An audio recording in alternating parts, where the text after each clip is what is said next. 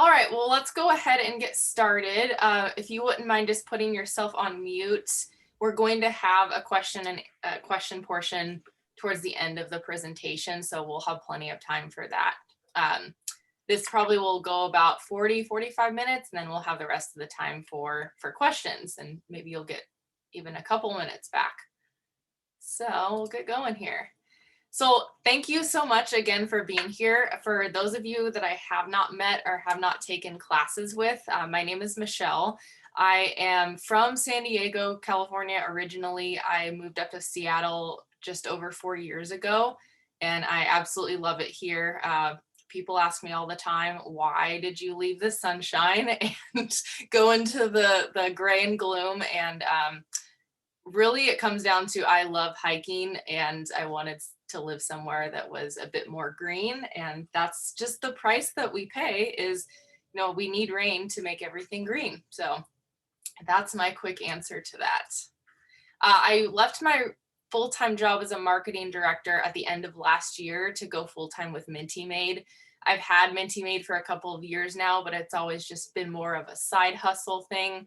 And all my 11 years before that was spent in corporate and small business marketing. So social media has always been a big part of what I do and what I help both my clients with and what I did for several organizations before this. I love all the outdoors. Like I just mentioned, I love hiking. I could make a meal on chips and guacamole. If I think there's that question, if it were my last meal on earth, what would it be? Yeah, it'd probably be tacos and guacamole or something like that. And as you can see, I love being a dog mom. This is Jackson. He is just over a year old now. He was definitely a COVID dog. And I just love going hiking with him. He's my little best furry friend. So before we dive into it, the reason why I named it the Social Media Summit today was not to give it some dramatic name. It's because sometimes social media can feel a bit like climbing a mountain. I know from experience when I first got started with different platforms, and I'm still learning as they keep introducing new platforms, that sometimes you keep posting and following all of the people, and you don't really get where you want to go. You also want your followers to join your classes or sign up for the programs or services that you're offering, but you're not generating as much interest as you had hoped. And you don't know where and how you should be spending your time. There's so many new platforms. We've got, Facebook and Instagram is the main two that we'll be talking about today, but then we also have Snapchat and TikTok and Clubhouse that's brand new, and there's just so many. So we're going to talk about Facebook and Instagram specifically today. But before we get into it, I'm here to drop a truth bomb for you all that you can't be everywhere for everyone or to everyone. There's that saying, you can't be everything to everyone. Same thing here. So really, I want to have a key takeaway of this session be that focus your time where you're getting the most results and don't feel like you need to spread yourself across all of these different social media platforms. Because truth be told, you'll burn out very quickly. There's a lot going on. Social media itself can be very overwhelming. And so I want to be here today in this workshop to help take the overwhelm out of this and just put some truth and strategy behind how you can use social media effectively. So I like to always start out, and you'll see throughout this presentation that I always go back to what not to do or what social media is not. So I wanted to start here. So for those of you who have been using social media for a while, I would definitely say, first and foremost, do not get caught up in looking down at your metrics every day, looking at the number of followers that you do or you don't have, and don't measure yourself off of that. It's really easy to have FOMO or imposter syndrome. When we go on social media, we see all these people posting this great content and these things, and I'm guilty of it myself, that I compare myself to what other people are doing. But really embrace your pace, start where you can, And it's not a measure of your worth or your business worth. It's just another marketing tool. It's also not a billboard for constant advertising. While social media is a great place to advertise products and services, you don't want to over advertise. And so we're going to go through what that looks like today. But if you're constantly selling, it's kind of like if for those of you who have traveled overseas or really to any tourist destination, even here in the US, when you're walking along, let's say like I don't think Pike's Place Market really has it, but sometimes in foreign countries, there's people that run up to you and try to sell you something. And you don't want that to be every time you get on your social media, on your feed, you just see a bunch of like, buy, buy, buy. And while it is kind of turning into that some days, you don't want to be one of those people because that's a quick way for people to disengage. And then finally, social media is not, and I feel very strongly about this, a replacement for email and professional communication. Yes, there's Messenger, there's Instagram Messenger, there's all these extra tools that are added onto social media.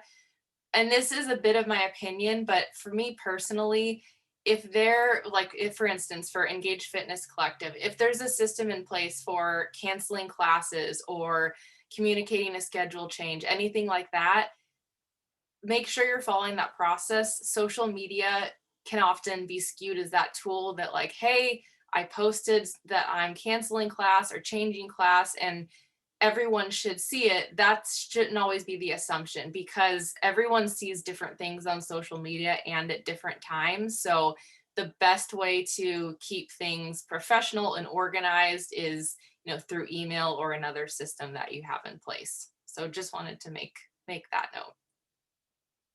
So going into what social media is. So the definition of social media is actually websites and applications that enable users to create and share content and participate in social networking. That's the formal definition.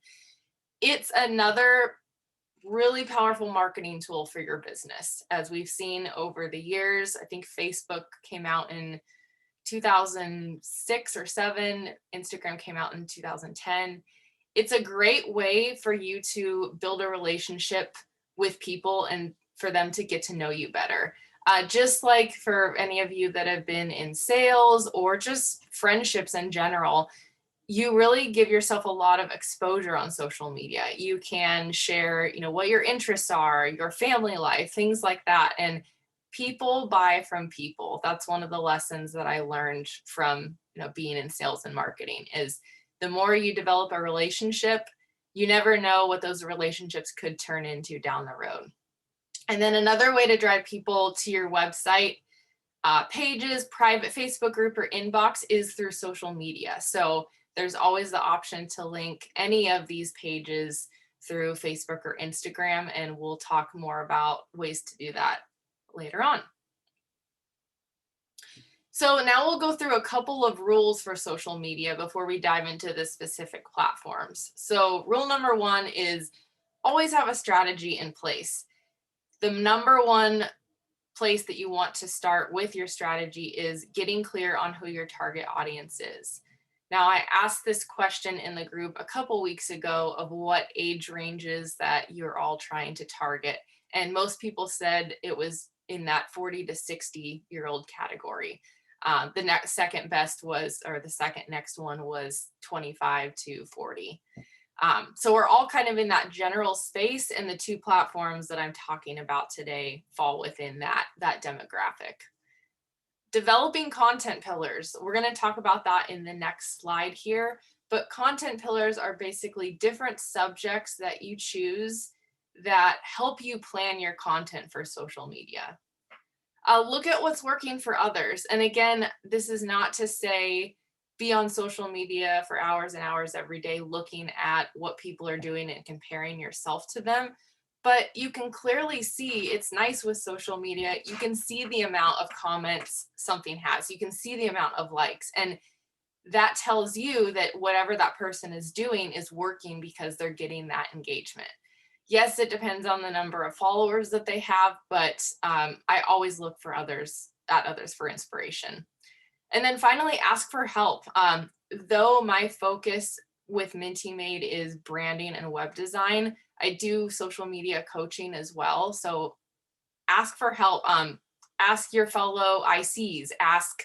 Joan is a great example. We had a call yesterday and I told her I was going to use her a bit, but she does a great job at getting people engaged through her Facebook group and on her Facebook page with going live and different things. So I know she mentioned to me, ask for any advice that you need from other people and what they're doing. So what are content pillars? As I told you, we'd come back to these. So it's really 3 to 5 subjects that you care about. And these can be used to pre-write your content and creative ways to get your audience more engaged with you. So for my content pillars, I have sustainability, because that's something that's really big for me in my life. I have web design. So I share tips and tricks about how to design your website and things like that. I have branding. So all of my branding projects, I will post on my social media and talk about my process behind that. And then hiking and nature is a big pillar of mine as well, because I don't believe that a sustainable life should be spent behind a computer screen like this. So usually when I'm not doing all my computer work, I'm outside. And another one, I'm a wine drinker. So wine could be another content pillar that I use. And basically it makes it a lot easier to figure out what the heck you're going to post, because I don't know about you, but I've fallen victim to the trap of, I get out my phone, I look at Instagram and think, oh, what am I going to post today? I've got to come up with something, some genius caption and something that gets people's attention. And moving away from that has really helped free up my time and having these different themes in place. I've worked with a couple of you already on this in Engage Fitness Collective, but developing theme names for these, like if you talk about nutrition, you could do a Meatless Monday or Wine Wednesday, and then you ask people, what's your favorite kind of red wine? So just more ways to get people engaged and make your content more predictable. I was talking to Joan about this yesterday, but having maybe every Tuesday you share a new recipe out with your group, so that every Tuesday your followers know that, oh, Joan's putting out a new recipe. So it's kind of in that way, just getting people to understand, what's going to be coming out, what content you're going to be producing each week, so they can make sure to tune in and follow along. So the second rule that I wanted to go over is engagement is key to seeing any growth. And when I say engagement, I mean actively spending time on Facebook and Instagram. It was recently, I would say about a year and a half ago, that they've changed what's called the algorithms in social media. And from what it stands now, Facebook and Instagram almost punish users if you don't go on there and spend time. And what I mean by that is, I was victim to this as well. I don't post on my personal Facebook page too much, and I was running a fundraiser last year for an organization with Black Lives Matter, and I was really excited to share it on my page and get donations for this organization, and it just sat there, and I couldn't figure out why. And it was because I hadn't posted on Facebook for, I want to say 6 months. And because I wasn't an active user anymore, my engagement, no one even really saw my post, because I wasn't someone that was actively engaging on a daily basis with Facebook. So with that said, decide how much time and sustainable energy you have to dedicate to Facebook or Instagram. I would say probably a good rule of thumb is, 30 minutes is usually the amount of time that I spend engaging on each platform a day. It doesn't need to be hours and hours, but you just want to be consistent. You want to make sure, if you commit to posting twice a week or 3 times a week or 5 times a week, that you're keeping that consistent over time. It doesn't do any good to just post, I'm going to talk about this later, but post once a month, leave, come back and see, oh, how many likes do I have, or how many people have commented this or seen this. Diversify your engagement, meaning don't just go on Instagram, I'll use as the example, and like a bunch of photos or follow a bunch of people, or just go onto Facebook and like the photo in an album that someone has. Spread it out. Try and like some photos, leave some comments, follow some new groups, join some new groups. Again, Facebook is becoming, and Instagram, both of them are becoming such monsters where they're adding all of these different things. I think Facebook has gaming now. And basically the more broadly that you're using these things on social media, the more prioritization they're going to give your pages and your engagement. And I know it's frustrating, but I just wanted to share that with you so you're not wondering why, if tomorrow you go on Facebook and you start posting, you're not seeing this engagement right away, because it takes time to build that consistency. Rule number 3, writing killer captions, because these get results. And I learned this in an Instagram course I took last year. It's called Using the Ice Cream Sundae Method, and I thought it was a good visual here. So the chocolate sauce, I'll actually show an example of what a caption looks like, but a caption is basically the first line of any post that you make.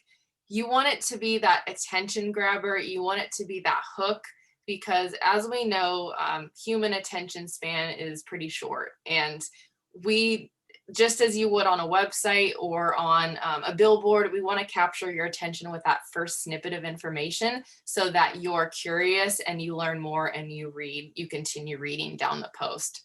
So that's where the chocolate sauce comes in. I think I put a personal bias on that because I really like chocolate, so that grabs my attention. And then the ice cream, or the value, is really the meat or the bulk of your copy that you're writing for that post. And then the cherry on top is what's called the CTA, or the call to action. With every post that you make, you want to be either asking a question, you want to be directing people to go to another page, whether that's your website or another social media account. You want to give someone an action from that post, or join my class that's coming up on Wednesday. So something that they can do based on, what they just read through. Those get the most type of engagement overall from posts that you make on Facebook and Instagram. So I'll show you an example here. So this is a Instagram post that I did, and I put it on Facebook as well, but just wanted to show you what this ice cream sundae method looks like. So on here, you can see my caption, or my chocolate sauce was, "It's hitting me like a ton of bricks today." And I read that as a user and think, well, I wonder what's going on. And on Instagram, there's actually a little button that you click that reveals the rest of the post. And I go on to talk about leaving my job and what that's going to be feeling like. And then I end it with, what is your favorite positive affirmation? So asking people to take that call to action and share something with me. And 38 people responded to that. So having that hook, or that chocolate sauce, or the attention grabbing caption intrigues people, because people are very curious what else is in that post. So they keep reading on, and then there's a call to action at the bottom that they're responding to. And then an interesting fact, because emojis, I always thought, especially in like a business setting, that they weren't professional. It depends on obviously who your target audience is, but posts with emoticons actually get 33% more comments, as stated by Sprout Social. They're a social media company that I follow. And they get liked, they say, about 60% more often than posts without emoticons, which, there's thousands of them to use now. So so have fun with them. And it's nice to just add, I mean, from an aesthetic standpoint, just little snippets of fun in your posts here and there.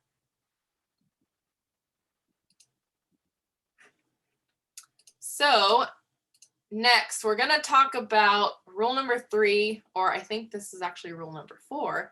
Hashtags are your friend.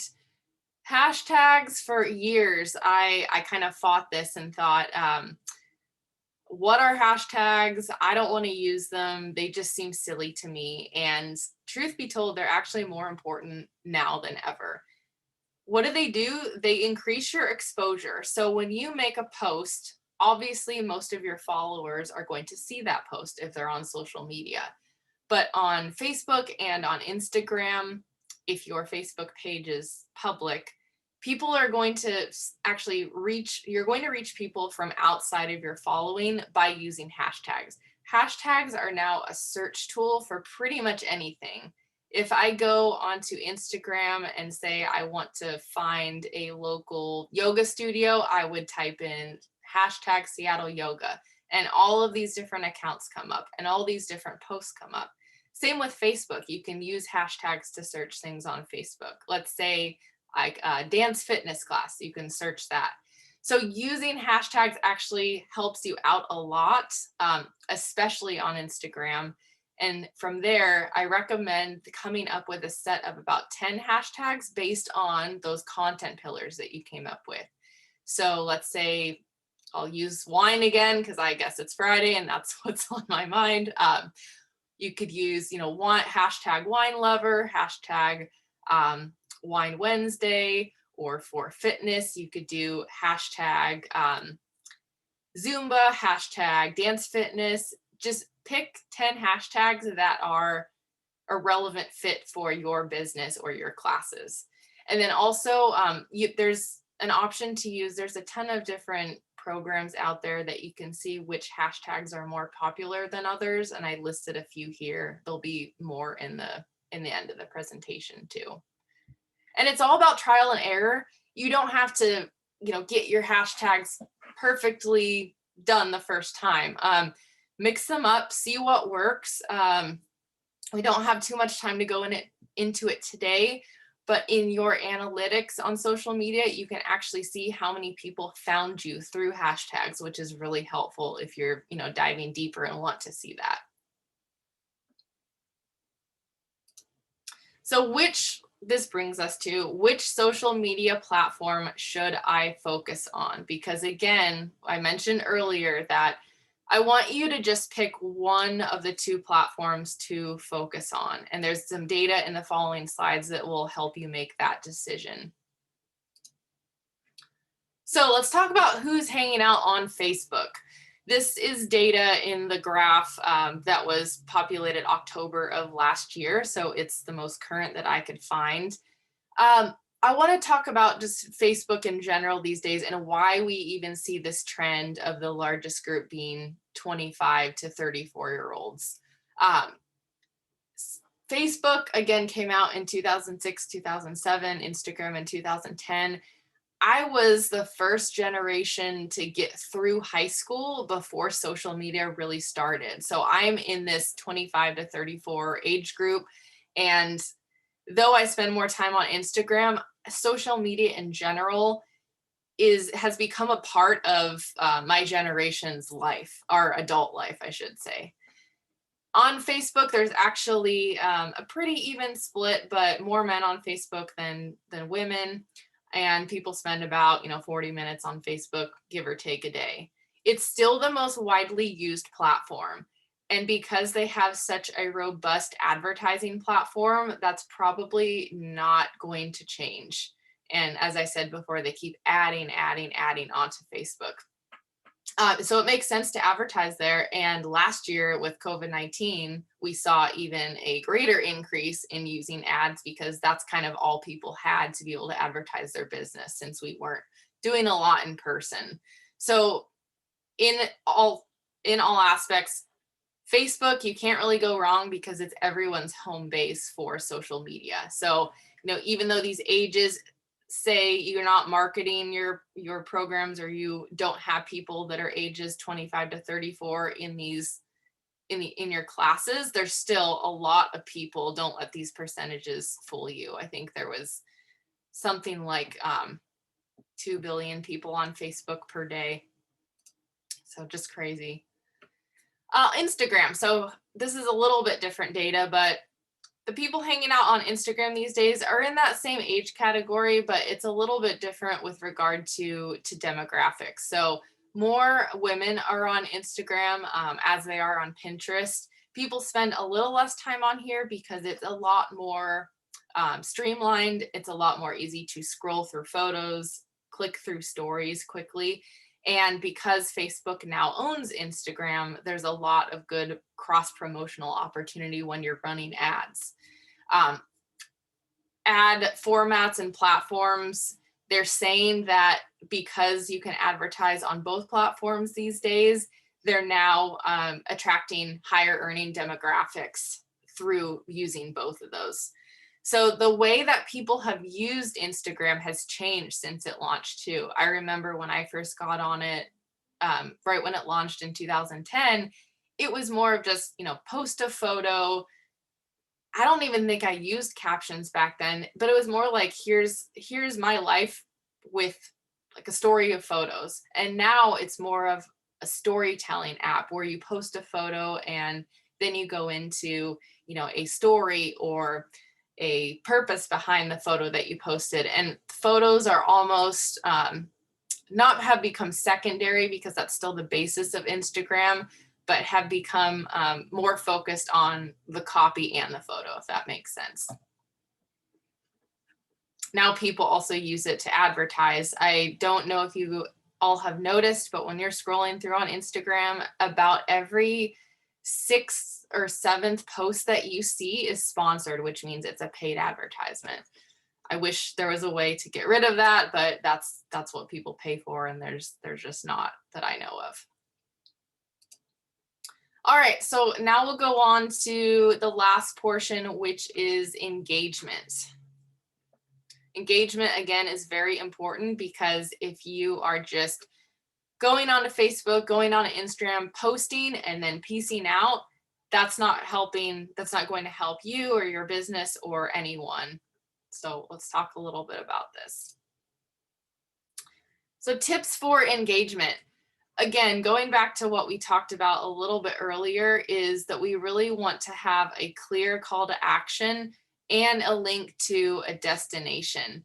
So having a clear call to action, again, you could ask a question or create a poll for your audience. You can make sure that you're linking to the sign up for your class, for your Zoom link, or the Engaged Fitness Collective website, linking to that. So making sure that's somewhere that's on your page and it's mentioned often. I will say, don't feel like if you post a link to Engaged Fitness Collective once a month on your Facebook that people will see it. How Facebook and Instagram both work as is the most current posts stay on the top. So that's going to get buried over time, and you'll want to reintroduce that link to your audience. What you give into engagement is what you get back. And unfortunately, that's kind of the ugly truth to social media, is if you're spending 4 hours a day on it, yes, you're going to get a whole lot of engagement because you're engaging back with it. But again, I want everyone to, draw a line and make sure that you're being sustainable with your time on social media, and just start making it, if it's important to you and you want to really take this seriously as an advertising or marketing tool for getting more people in your classes, make it a part of your daily routine. Every morning, usually between 8:30 and 9 a.m., myself or my virtual assistant, we're both on Instagram, and we're both engaging with different types of people that could become clients, that could be interested in my services. So approach it like that. I'll spend a couple of minutes talking about that. So when you engage with people on Facebook and Instagram, you want to make sure that it's strategic and intentional. So if you're liking things that have nothing to do with your business, or if you're engaging with people that may not be your target audience, I don't want to say it's a waste of time, but you're not being strategic if you're using social media in the way to want to attract people into your classes and to build your business. So again, where you put your focus, that's what grows. And then just have fun with it. Social media doesn't need to be this big, scary tool. It can be, like I mentioned before, quite overwhelming, but have fun with it. I mean, as you see with TikTok and some of these newer social platforms, even families are making these funny videos. See what really works for your audience, because what may work for Amy may not work for Connie. It's just everyone is so different, and what you're offering with your classes, Engage is great because you have so many different types of classes for so many different types of people, that it's really nice to be able to build off of one another and market your classes in different ways. So yeah, have fun, see what works for your audience, and then keep going with that. So a couple of things I like to mention, back to my here's what not to do on Facebook and Instagram. We'll start with Facebook, because these are the most common mistakes that I see, or what hurts someone from making real progress and growth on Facebook. So I mentioned again, but inconsistent posting. So I'm guilty of this myself. I cannot just go on Facebook, once every 3 months, post something and then leave and expect people to really engage with it. I need to be consistent with that. Something I'll let you in on a couple of different tricks with Facebook. Even in the awesome Engage Fitness Facebook group that I'm in with you guys, I've noticed this happens a lot. Posting text without a photo actually doesn't allow the reach to go as far. So what I mean by that, if I just go into Facebook, into the group, and just say, hey, there's a social media summit happening tomorrow, and I just post that text, post it, and then I wonder why people aren't really responding to it or liking it. If you post a text with a photo, it increases your reach by almost double of who's going to see it, because there's something visual for people to see, and Facebook favors those types of posts. So whenever you're posting, say, we've changed I will now be teaching dance fitness classes on Wednesday at 2 instead of 3. Include a picture, or there's those little GIFs. Include some sort of visual of something that's related to. So maybe it's a picture of someone dancing, because that will go a lot farther for you. And then something that doesn't do well is writing long novel type posts with no call to action. I like to call these venting posts, because there's definitely a time and a place for venting, but it's not usually on social media.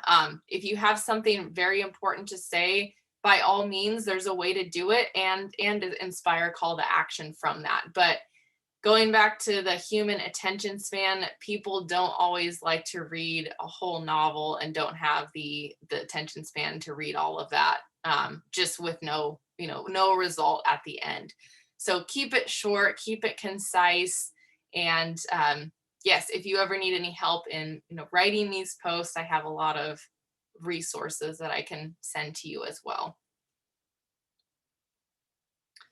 So going back to Instagram and what not to do on Instagram, there's more than a few of these that I can talk about. I could really talk about social media all day, but just wanted to focus on these 4 things. Post and ghost. So what that means is you go on Instagram, you throw up a photo, throw up your caption, and then you just leave. Instagram doesn't like that, just as Facebook doesn't. And now that they're all one big conglomerate, they're kind of joined forces on that. You'll want to, the rule of thumb that I have learned from all the social media courses I've taken specifically for Instagram is you want to be on Instagram about 15 minutes before you post, and then 15 minutes after you post. So again, I incorporate that into my daily routine, because Instagram is the platform that I focus on. So I'll go on about 8:30. I will engage with different people, leaving comments, liking photos, looking at people's stories and responding. And then I will, in the middle of that, about 8:45 or so, I will make my post. And then I will be on Instagram and I'll continue to engage with other accounts. And it makes a big difference seeing the likes and the comments and the engagement coming back. Getting even deeper into it, there are analytics that you see in this photo right here that you can dive into to see what times your users are most active. But don't get too caught up in that. It's something that you can do down the road if that's of interest to you. And the bottom line is you'll just want to be, active before and after. Doesn't need to be a full 15 minutes. You do whatever you can, but that's the rule of thumb to make sure that Instagram is pushing your content out to as many people as it can. The next one is following as many people as you can, hoping they will follow back. I used to do this in my early days of Instagram because I thought that's how you got followers back. I'll just follow everyone and their brother and they'll follow me back, right? It's not that simple anymore. And people still are out there doing that. There's actually these things called bots that are almost like robots. They're not real and they just go and follow a bunch of accounts and then they'll unfollow you the next day if you don't follow them back. But really just follow people that you are trying to attract into your classes or that have, common interests or that you genuinely just like seeing their content. That will help you see more of the same suggested accounts to follow. And then the next one is no links in your bio to your website, page, or group. So if you have a business Instagram account, I think personal has this as well, you can put a link to a website or a Facebook group or a page so that you have a clear bio of what you do, what you provide, and where they can find out more information. Because if you're not, let's say you're not actively on Instagram and you're more, active on Facebook, then put your Facebook link in there so that it'll drive people to your website or to that group. So I wouldn't say just leave one out. If you don't have a website right now, put Engaged Fitness Collective's link in there. And if you need help on how to do that, just let me know. Happy to walk you through that. And then finally, including links in your captions. I do see this one happening. I really wish there was a way for Instagram to make those links clickable, but the reality of someone going into a web browser, looking at their phone, or if they're on their computer, typing in that whole long web address and going there is pretty unlikely if they just can't click it. Again, people are impatient. Social media and technology is making us even more impatient. So don't include links in your captions. If you have a link that you want people to visit, just simply state in your post that you make, link in bio. For Facebook, you don't have to worry about this because you can include links, but for Instagram, I always just say, put your link that you want people to follow in your bio, and that you can change that out whenever you need it. Say you have a program that's or a new class type that's coming out or a new 30-day challenge, you can put link in bio and just update that link to where you want people to focus. And I actually have in a couple of slides ways that you can include multiple links there.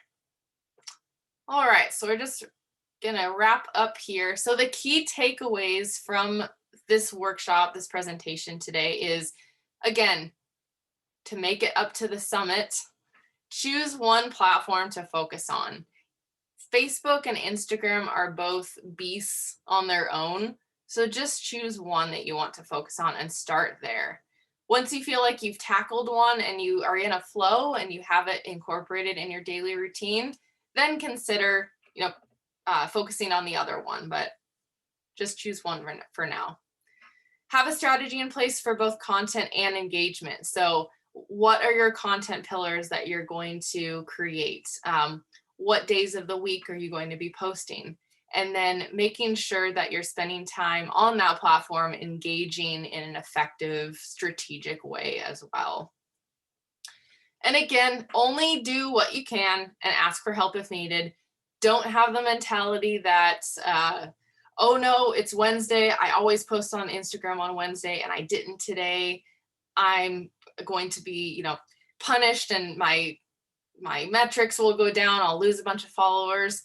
Again, it's as long as you're consistent most of the time, there's not going to be days where you need to be on there every time and it's going to work against you. So don't stress out over it. Again, it's supposed to be a fun way to market your business, and there's enough other stuff going on in life that social media doesn't need to be one of the things that you're worrying about. So tools and essentials that I just wanted to share before we wrap up here. Post planning and organization. And I think I wanted to touch on this on another slide, but there are a lot of different programs out there. Hootsuite, I think, is the most common platform where you can actually go on, plug in your captions, plug in your photos, and schedule things to post. So that actually, scheduling your posts, Instagram and Facebook now have caught word that all these other third-party apps are able to do that. And they actually are now punishing you for not being like truly active on the app. So I do have a Hootsuite account. I now use Planoly, but I only use the free version of these tools to plug in, make a plan of what I'm going to post. When it comes time to post, I will copy and paste that caption into the actual Facebook or Instagram app with my photo and do it from there. If you go on Facebook, you can actually see posts will say posted by Hootsuite.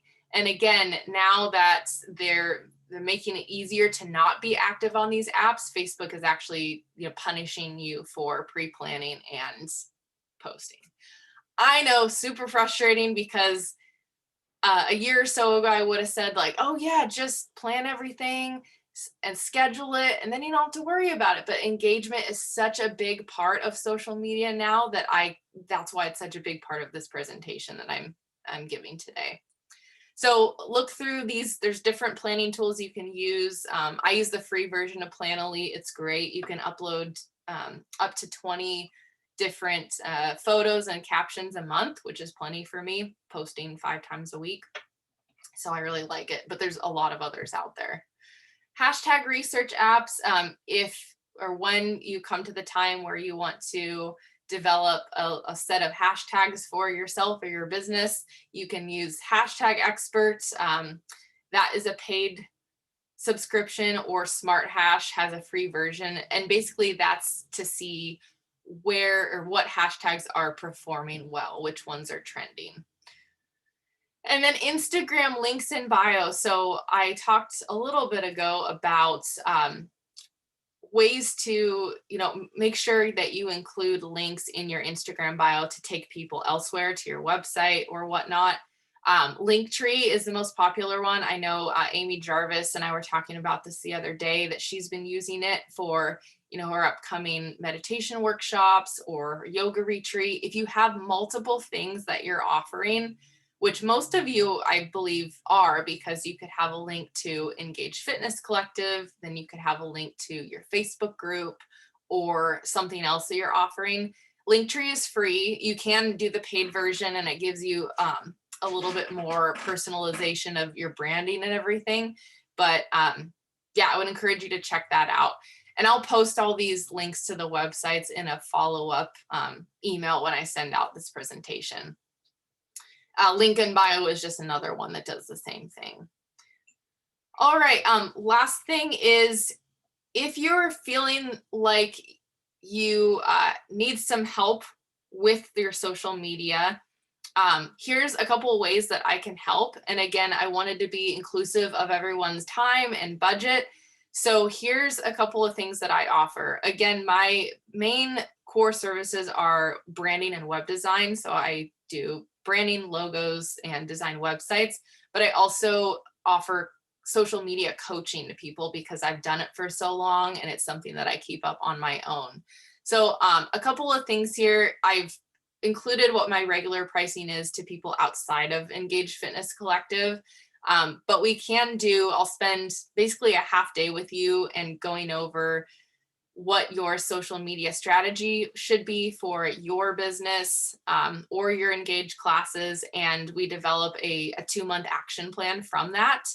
And I'll also include 5 customized editable templates with your branding colors that I make in Canva that you can use to have for posts every week, so that you can just go in there, edit it, and post, and everything looks consistent in your feed. And also include some hashtag research for you as well to give you that set of 10 to start out with.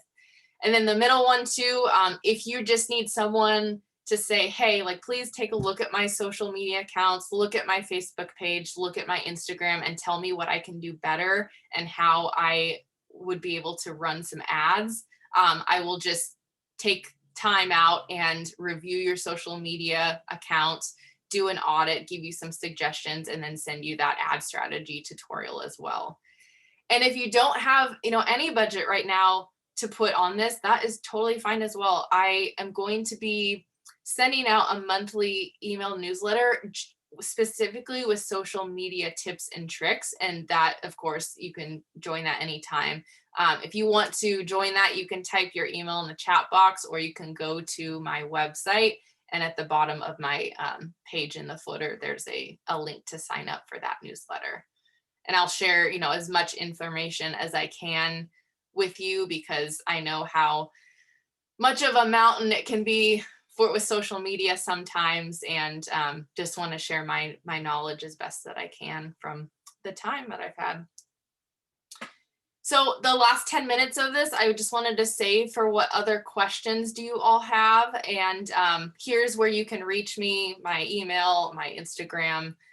I hang out on Instagram most of the time, and my Facebook page as well. But yeah, I just want to say thank you so much for joining me today, and feel free to unmute yourselves and ask any questions that you have. And yeah, looking forward to working with more of you and taking more of your classes. Thank you so Thank much. you so much, Michelle. That was awesome. I wrote in the chat just a couple of questions that came to mind, just so I wouldn't forget them. Yeah, thank you. Let me open this back up now and see. I mean, I can just tell you I've got it open. So hiding the rest of your post on IG, is that something that, is there like a button to push or something? How do you do that? Oh, that was, or does it just happen? Let me see here. Happen automatically? Yeah, so the way Instagram works is when you're scrolling through the feed, you'll just see the first line of every post, and then you have to click. It's like there's 3 little dots, and then it'll show the rest of the post. But you, as the user, actually have to click that to see more. Otherwise, you'll just keep scrolling along. That's why it's so important for that first line of your caption to be intriguing and capture someone's attention. Got it. Okay, so that's not something we do. That's just something that Instagram automatically does for us. Yeah. Okay. And then my next question is about hashtags. And my main thing is, you mentioned the number 10. I'm just curious, is that 10 specific to like one concept? Or like, for example, I cover fitness and nutrition. So is it important that a fitness post just have fitness hashtags and then your nutrition posts have just nutrition hashtags? Or is it the kind of thing where I can just have, I've heard of people saving them to the notes of their phone and then just literally copying and pasting the hashtags.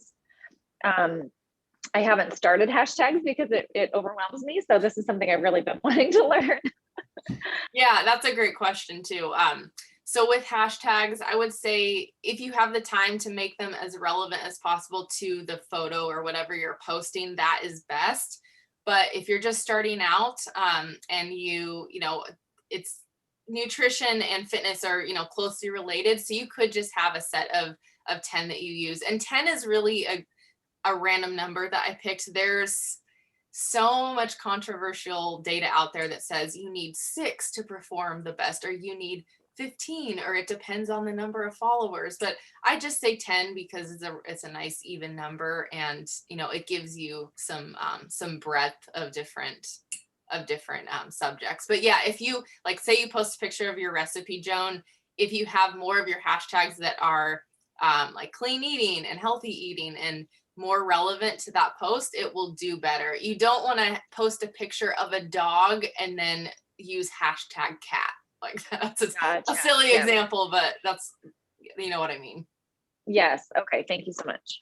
So as far as the hashtags having so many, like 200,000 or whatever, like attached to it, does that make a difference? Because sometimes you post and there's like under 100. So should you be really diligent about having one that's got 200,000, one that has 1 million? And I mean, what and significance does that have? Yeah, great question. I can't see everyone, so I don't know who. Oh, Amy. Yeah, great question. I could do a whole workshop like just on hashtags, but the rule of thumb is to have a mix.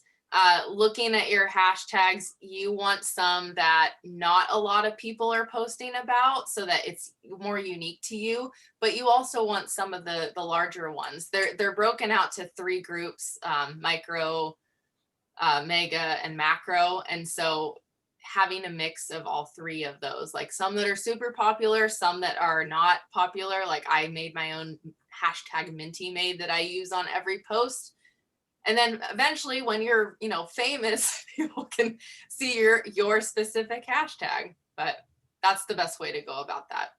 Okay, because I always wondered, I'll put my business name, but I'm like, it still says under 100. Like I know I've posted more than that, but Yeah. so it goes based on how many other people are posting that name as well. Yeah, Okay, thank you.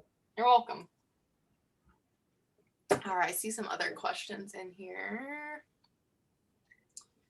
I would say for engage, this is Kate. I would say just for everybody who's still on the call, like anytime you post and use hashtags, definitely hashtag Engage Fitness Collective. And, at one point we were trying to also hashtag EFC because who wants to type out Engage Fitness Collective? But again, if we were all doing that, and I'm guilty of it too, I never remember to do it. If we were all doing that, then that would start to build up as something that had more searchable finds too.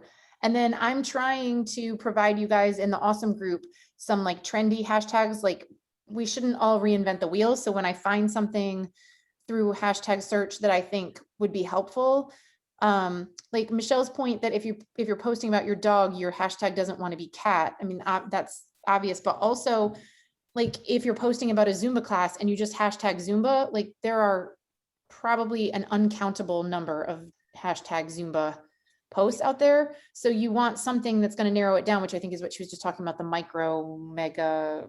Yeah. So, some of these things that we hear about that are, I've used in the past to tell you guys about, like On Her Turf is one that's, that they've been using to spotlight women Olympians, but it completely applies to us. Like we might not be on turf, but we are doing things on our own turf. So I've been using that one.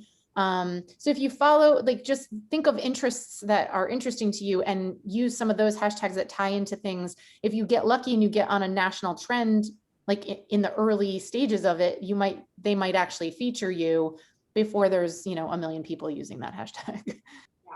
Yeah, great. Thank you for that, Kate. I'm just on Instagram right now, and like hashtag virtual Zumba, that's better because it's, what you are offering, and there's only 50.7 thousand posts, which is still a lot, but like in the world of Instagram, it's not too many. Or virtual Zumba classes, there's 542 posts, because someone, again, those are search terms. Someone might actually will type that into Instagram, virtual Zumba classes, and then you want Engage Fitness to pop up as a result.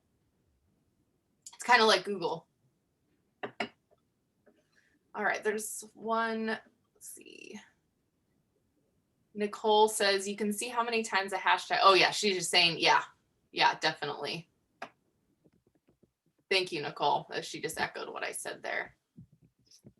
Michelle, I was shocked by the Facebook data you had. Like I thought Facebook skewed way older than that, and I definitely thought it skewed female. Yeah, I was surprised with the latest data as well too, because from what I've seen before, I looked into it a couple months ago, is it's always been on the older end. But again, I think it's just there are so many users that it goes in that category. And I think a lot of people like myself, I'm on Facebook. I don't actively use it, but most of the time, I mean, it's just kind of like a necessary platform that you have to be on. But I would say, yeah, I mean, from what I observe, it's still, I would say 40 plus is who uses Facebook more often. Instagram's still a bit younger of a demographic. But not always. I mean, there's always exceptions to the rule. I don't see any more. If anyone has any other questions, yeah, please shout them out or let me know. I got some emails here. Thank you. I'll get you all added. The next one will probably come out end of next week with some tips. Well, great. Thank you so much for having me. If there's no other questions, I'll let everyone get closer to their weekend. But this was, a lot of fun. I hope it was helpful. And here's my information if you ever need to get in touch with me for any reason. And yeah, I appreciate all your time. Hopefully it was useful information for you. It totally was, Michelle. Thank you so much. Thanks, Michelle. Yeah, have a great weekend, everyone. And I need to edit the recording a bit, and then I'll be posting that up and sending it out. Sounds Thank good. you. Thank you. Bye.